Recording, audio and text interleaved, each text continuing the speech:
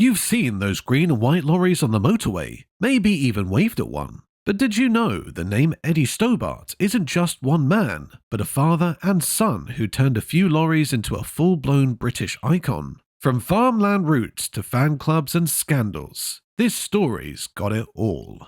Before the polished paint, primetime TV slots, and kids collecting die-cast lorries like trading cards, it all started in one place, Cumbria.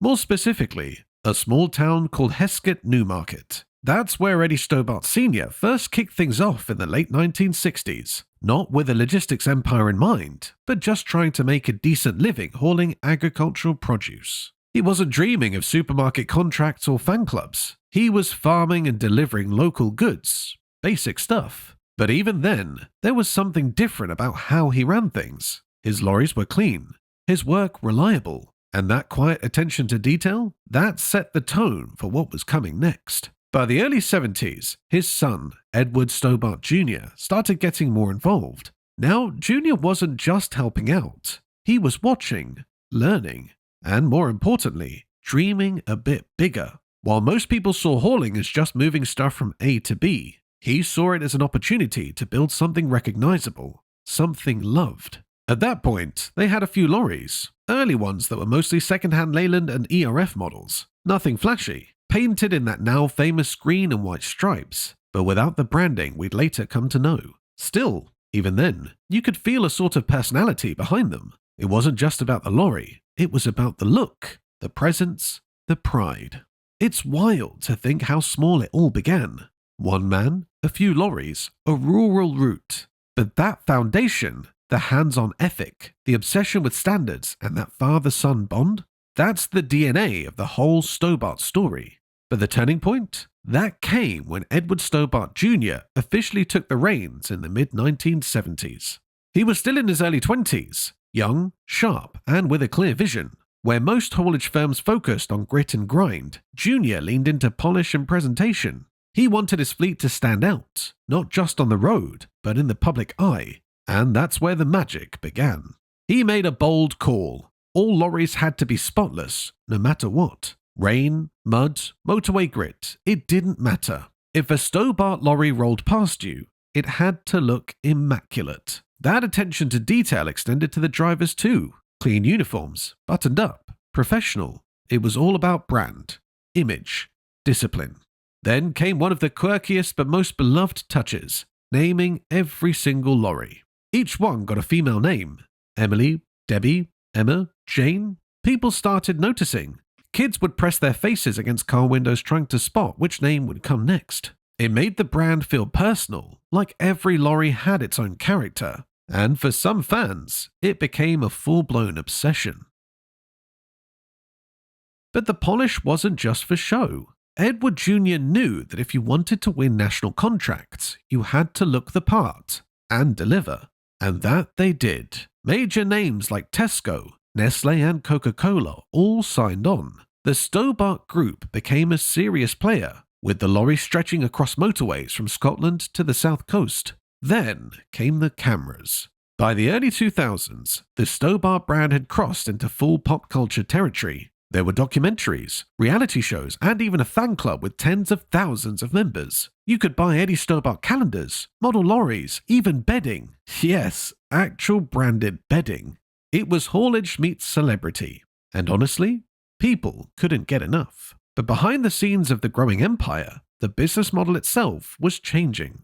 Fast. As the lorries got shinier and headlines louder, what a lot of people didn't see was how much the business had evolved behind the scenes. Edward Stobart Jr. wasn't just building a fleet, he was building an infrastructure.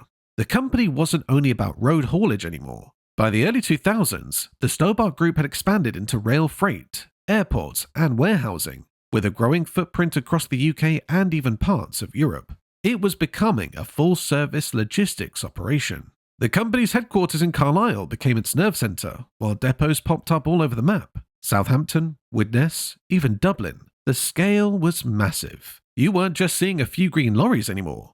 You were seeing an empire on the move. And then came the next big leap, going public. In 2007, the business floated on the London Stock Exchange, and things shifted from family-run to boardroom-driven. New executives came in, new targets were set, and the company began reshaping itself into a logistics brand with serious commercial ambitions.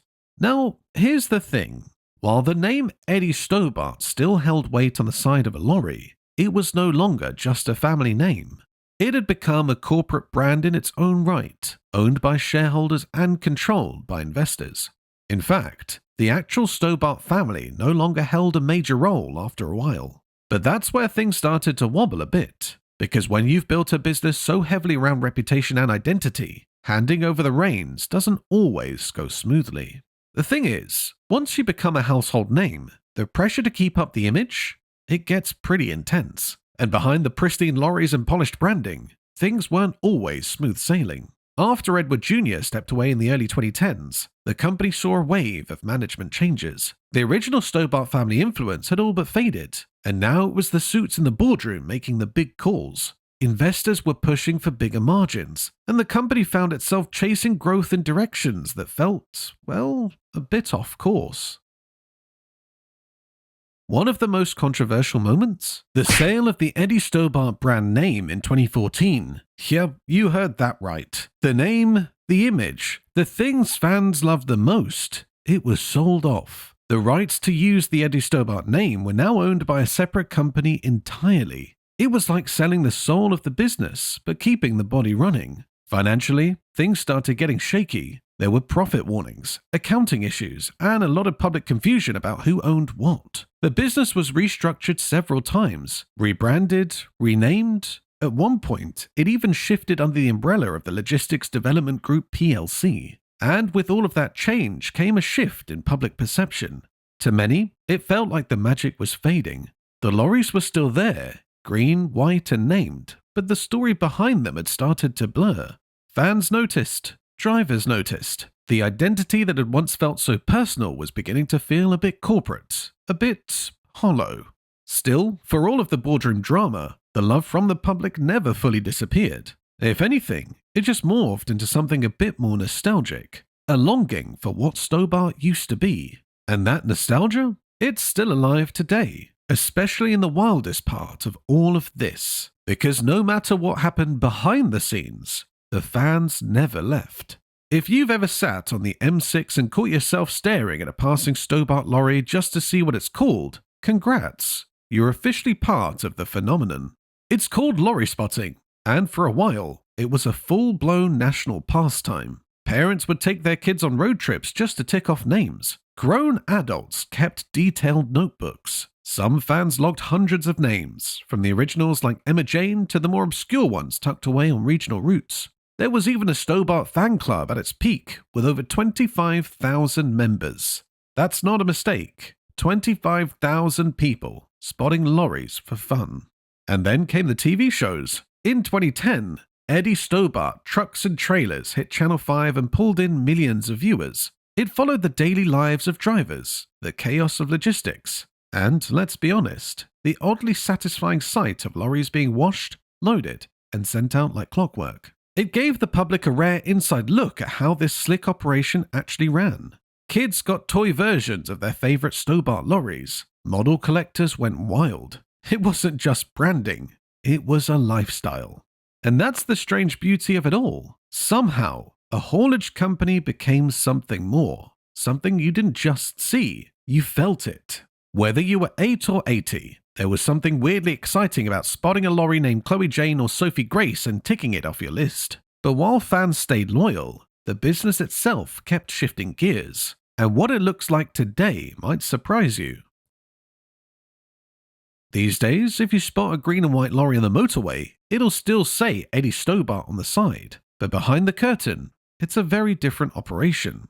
After all the shakeups, the company now trades under Logistics Development Group plc. And while the lorries still run, the original family-run vibe is long gone. The business has leaned heavily into subcontracting, meaning many of the lorries you see on the road today aren't actually owned by the company at all. They're operated by partner firms under the Stobart name and livery. There's a big shift from the old days, when every lorry, every driver, every depot was tightly run and obsessively branded. Today, it's more about efficiency and flexibility, less about image and identity. Still, there is a core fleet, and you'll still see names on the cabs, but the magic is quieter now. Fewer fan club meetups, less TV coverage. The brand's not gone, but it's evolved. And yet, here's the thing. Even with all of the changes, there's still something unmistakable about a Stobart lorry. That paint job, that font, that legacy, it's baked into the landscape of Britain's roads. The name Eddie Stobart isn't just painted on the side of a lorry, it's painted into the memory of an entire generation. For decades, it stood for pride, precision, and personality in an industry that didn't always get noticed. But while the business might have changed, the feeling people get when they see one of those lorries, that hasn't gone anywhere.